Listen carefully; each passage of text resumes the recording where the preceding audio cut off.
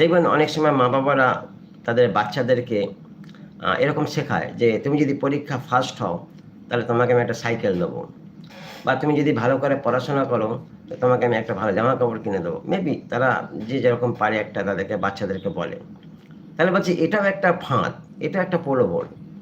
আর সেই বাচ্চারাও পরিশ্রম করে ওটাকে পাওয়ার জন্যে। তার মানে সে পড়াশোনা কেন করছে, বাকি মানে যেটাই বা মনোযোগ দিয়ে করছে কেন করছে, একটা জিনিস পাবো বলে। তাহলে বলছি এই সিস্টেমটাও খারাপ, এই সিস্টেমটাও বাজে। তাহলে মেবি আমাদের ঘরের মধ্যে আমরা এগুলোও শুরু করেছি। অনেক বাচ্চাদেরকে আমরা এইভাবে বলি, যদি তুমি ফার্স্ট হবে আমি তোমাকে এটা দেবো, তুমি যদি ভালো পড়াশোনা করো আমি তোমাকে এটা দেবো, যদি তুমি আমার বাধ্য হও তাহলে আমি এটা দেবো। এই করে করে বাচ্চাদেরকে আপনারা বশে করার চেষ্টা করেন, কিন্তু আলটিমেট বলে এই বাচ্চাটা ওই কিছুক্ষণের জন্য হয়তো এটাকে মানবে, কিন্তু যেই তার কাজটা হয়ে যাবে ও আবার যেই কে সেই হয়ে যাবে। আর এইভাবে তারা আস্তে আস্তে আস্তে আস্তে বড় হয়, আর তারাও এই ফাঁদগুলো শিখে যায়।